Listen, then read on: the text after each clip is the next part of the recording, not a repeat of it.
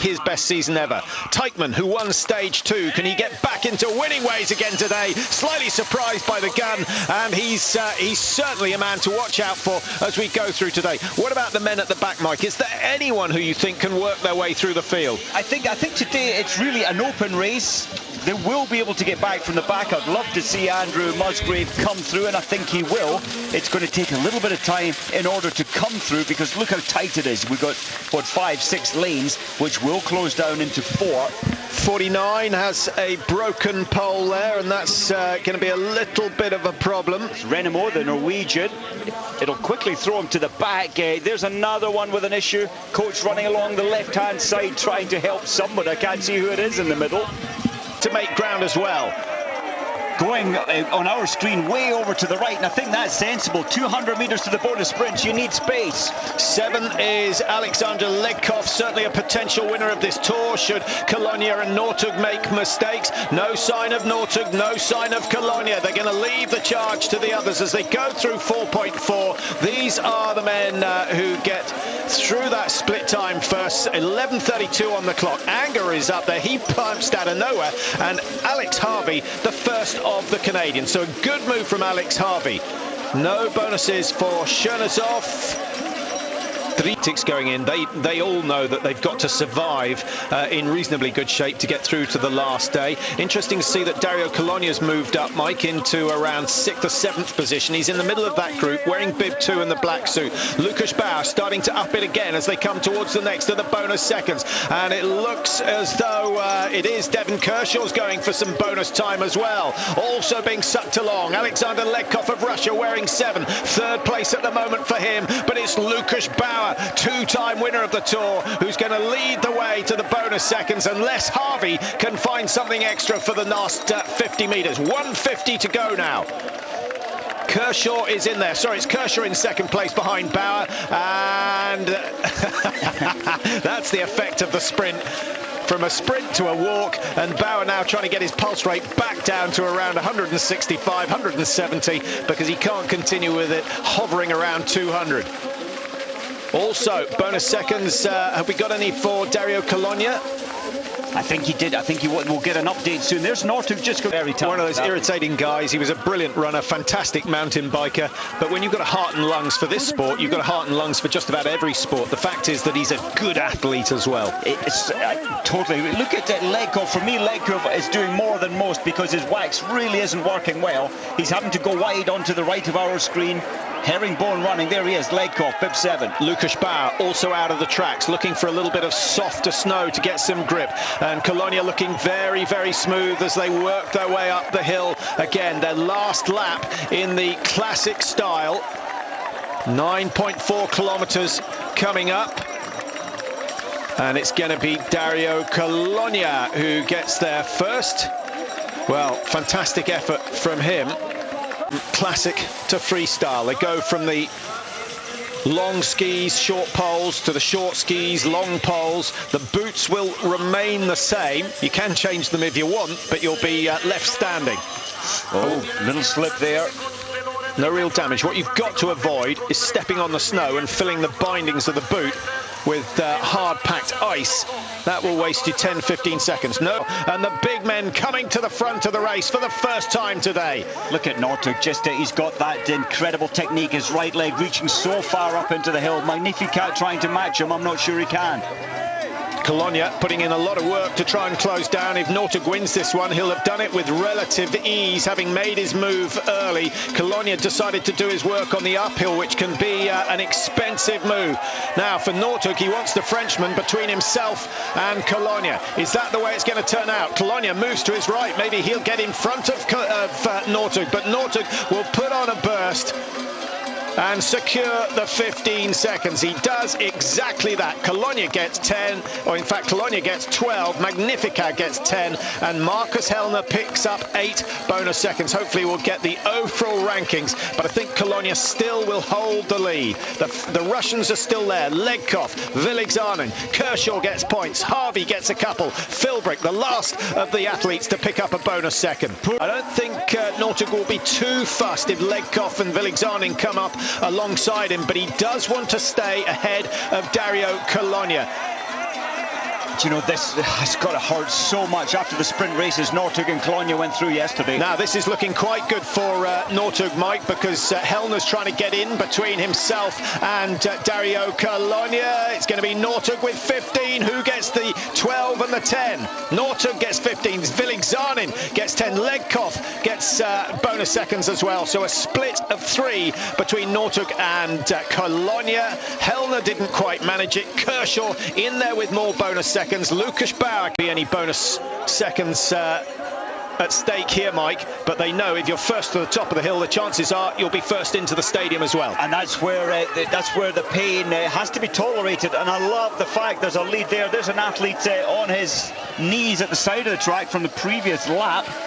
And just on that, further back down, Teichmann is moving up the ranking. He's 73rd now, but still 225 behind. Musgrave 75th. He's moving up by 10 places on the skating, 233 behind. Now, this is where those who put in all 4 laps of the sprint yesterday may start to suffer. So keep an eye on, of course, Cologne and Northug, who had a full-on day yesterday. Legkov did well in the sprint, but he didn't get through to the semi-finals. So he only did half the work that the Swiss and the Norwegian did yesterday, and he leads the way at the moment. Marcus Hellner, who's desperate to claw back some time, he's in 2nd place, and a really good run from him. Just thinking, the Russians traditionally have been legendary with their hard training, and Legkov has been outstanding in the history of Russian cross-country skiers. He can push so hard. 3rd place at the moment, Mike, just trying to pick it up. I think Northug's starting to edge his way towards the front. He takes more than 3 days racing in succession to tire him out.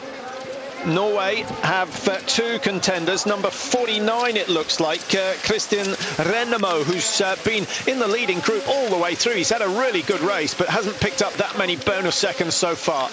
Well, the Norwegians will want some support up there to try and steal, if you like, some of the bonus seconds for the 1st and 2nd and 3rd to cross the line. I'm slightly surprised that there hasn't been more teamwork. The Norwegians saying, look, you've got to get between Northug and Cologne to stop the Swiss skier getting the bonus seconds. Why aren't they working together on that front? Do you know, I think this new format, the pace had to go so intense from the word go. There was no time for strategies. It's just been a mad dash almost since the gun. And it's just been really a question of survival. And if you're not as strong as Northug or Cologne, you cannot stay with this. Here we go then. They all know they've got a day off tomorrow. They're going to need it after the effort that they've put in since the 28th of December. Leading the way, it's still Legkov. Villigzanin is right up there for Russia as well. Northug tracking them. Kershaw looking good for Canada in 4th, sitting down in 5th position. And the French, who didn't feature in the first half of this skiathlon, have suddenly moved to the front. Number 5, Magnificat, the man you really want to watch. But we might see something spectacular from Christophe Perila, who's wearing 39, and in that black and yellow suit of the French. Lucas Bauer, Mike, any sign of him? He featured early. Yes, he's there. He's in 14th position. There's 24 strong men in this lead group. Dario Cologne moves up alongside Northug. He's back up into 4th. He might take this victory and extend that 2-second lead that he has over the Norwegian at the moment. Hellner it is, the world champion over the sprint distance, and of course the Olympic skiathlon champion, having taken that title in Vancouver in 2010. The road blocking at the moment, Northug, but you just can never write Northug off. He's not going to give it left of our screen. Yeah, he's the master of being in the right position at the right time. This time when they go through that the sprint banners, they will not slow down because there are no seconds available. 19.4 completed, 600 meters to go. It will take them roughly a minute from here. You need to be at the front for this final descent. Hellner struggling. Villigzanin looks absolutely spent, but he's at the front.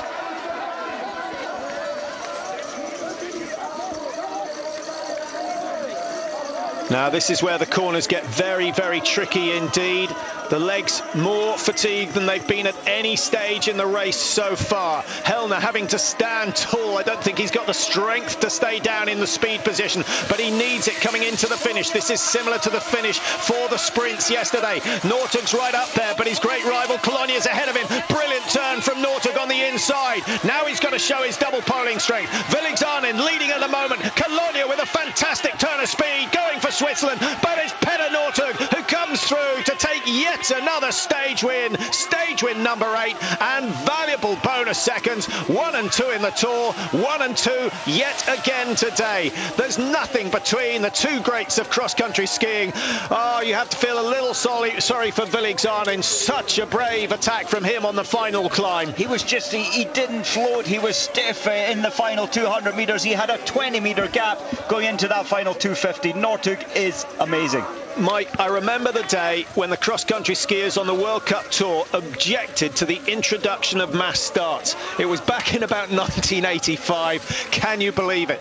The entertainment we've had over the last decade or so with the mass starts has been quite unbelievable. It's changed the shape of It's what racing is all about, isn't it? Tactical, it's psychological, and for this man, it's all physical.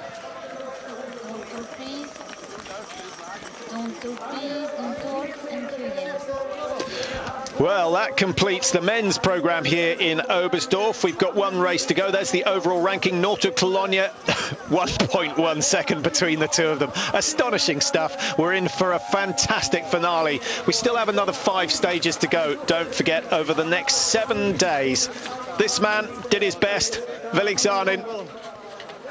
He tried. He couldn't really do much more. He got his tactics as right as they can be to be leading at the top of the rise, but you need a sprint finish. Yeah, I think he needed to borrow Pechikov's arms for that last 150 metres to come through.